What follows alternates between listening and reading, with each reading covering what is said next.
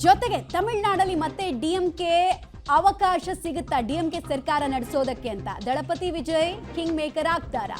ದಾಖಲೆಯ ಮತದಾನದ ಲಾಭ ಎತ್ತೋರು ಯಾರು? ಯಾರ ಓಟನ್ನ ಯಾರು ನುಂಗ್ತಾರೆ? ಇದೊಂದು ಕುತೂಹಲ ಇದೆ. ತಮಿಳುನಾಡು ಫಲಿತಾಂಶದಲ್ಲಿ ಡಿಎಂಕೆ ಎಐಎಡಿಎಂಕೆ ಹಣೆ ಬರಹ ಏನೋ ಟಿವಿಕೆ ಹಾದಿ ಏನು ಮುಂದೆ?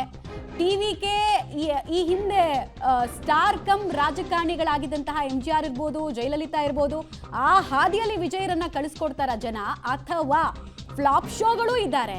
ಶಿವಾಜಿ ಗಣೇಶನ್, ವಿಜಯಕಾಂತ್, ಕಮಲ್ ಹಾಸನ್ ಇವ್ರ ತರ ಫ್ಲಾಪ್ ಆಗ್ತಾರಾ, ಅಥವಾ ಒಂದು ಒಳ್ಳೆ ಡೀಸೆಂಟ್ ನಂಬರ್ನ ಗಳಿಸ್ಕೊಳ್ತಾರ ಅಂತ? ನೋಡಿ, ತಮಿಳ್ನಾಡಲ್ಲಿ ಲಾಸ್ಟ್ 50 ವರ್ಷದಿಂದ ಡ್ರಾವಿಡಿಯನ್ ಡಿಯೋಪಾಲಿ ಇದೆ. ಅಂದ್ರೆ ದ್ರಾವಿಡ ರಾಜಕಾರಣವನ್ನ ಮಾಡ್ಕೊಂಡು ಬರ್ತಾ ಇದ್ದಾರೆ. ಇಬ್ರು ಕೂಡ ಹೆಚ್ಚೇನು ಐಡಿಯಾಲಜಿಕಲಿ ಗಮನ ಕೊಟ್ಟಿಲ್ಲ, ಬದಲಾಗಿ ನಾನ್ ಜಾಸ್ತಿ ಫ್ರೀ ಕೊಡ್ತೀನಿ ಅಂತ ಪಾಲಿಟಿಕ್ಸ್ ಮಾಡ್ಕೊಂಡು ಬಂದವರು. ಇನ್ನು ಕೇರಳದಲ್ಲಿ ಮುಗಿತಾ ಎಡಪಕ್ಷ ಇಲ್ಲೇನಾದರೂ ಹೋದ್ರೆ ಇಡೀ ದೇಶದಿಂದನೇ ಹೋದಂಗೆ. 10 ವರ್ಷಗಳ ಬಳಿಕ ಕಾಂಗ್ರೆಸ್ಗೆ ಆಡಳಿತಕ್ಕೆ ಜನ ಆಶೀರ್ವಾದ ಮಾಡ್ತಾರಾ? ಹಾಗಾದ್ರೆ ಕೇರಳದಲ್ಲಿ ಬಿಜೆಪಿ ತನ್ನ ನಂಬರ್ ಇನ್ಕ್ರೀಸ್ ಮಾಡ್ಕೊಳ್ಳುತ್ತಾ? ಪಬ್ಲಿಕ್ ಟಿವಿಯಲ್ಲಿ ಸೂಪರ್ ಫಾಸ್ಟ್ ಸೆಲೆಕ್ಷನ್ ರಿಸಲ್ಟ್ ಅನ್ನು ನಿಮಗೆ ಕೊಡ್ತಾ ಹೋಗ್ತೀವಿ. ಕೇರಳದಲ್ಲಿ ಎಡಪಕ್ಷಗಳ ಕಾರುಬಾರು.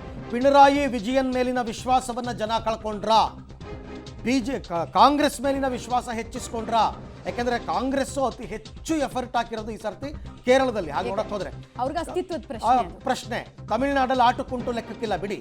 ಸೊ ಹಾಗಾಗಿ ಇಲ್ಲಿ ಕೇರಳವನ್ನ ನಾವು ಗೆಲ್ಲಲೇಬೇಕು ಅಂತ, ಜೊತೆಗೆ ಈ ಸರ್ತಿ ಅವರಿಗೆ ಪೂರಕವಾದ ವಾತಾವರಣ ಇದೆ ಅಂತನ್ಬಿಟ್ಟು, ಅದರಲ್ಲೂ ಅಲ್ಪಸಂಖ್ಯಾತರು, ನಾಯರ್ಗಳು, ನಂಬಿಯಾರ್ಗಳು ಎಲ್ಲರೂ ಕೂಡ UDF ಪರ ನಿಂತಿದ್ದಾರೆ ಈ ಸರ್ತಿ. ಆಮೇಲೆ ಎಲ್ಲದಕ್ಕಿಂತ ಇಂಪಾರ್ಟೆಂಟ್, ಅವರು all India union Muslim league ಜೊತೆಗೆ ಟೈ ಅಪ್ ಮಾಡ್ಕೊಂಡಿದ್ದಾರೆ. ಒಳ್ಳೆ ಫೀಲ್ಡ್ ರೇಟ್ ಅದೇ ಅಲ್ಪಸಂಖ್ಯಾತರ ಮತಗಳನ್ನ ಹೆಚ್ಚು ನಂಬಿಕೊಂಡಿದ್ದಾರೆ. ಬಟ್ ಅಲ್ಪಸಂಖ್ಯಾತರು ಅಲ್ಲಿ UDF ಪರನೂ ಇದ್ದಾರೆ, LDF ಪರನೂ ಇದ್ದಾರೆ. ಬಟ್ ಹೇಗೆ ಅದು ಡಿವೈಡ್ ಆಗುತ್ತೆ ಅಂತಕ್ಕಂಥದ್ದೇ ಸದ್ಯದ ಪ್ರಶ್ನೆ.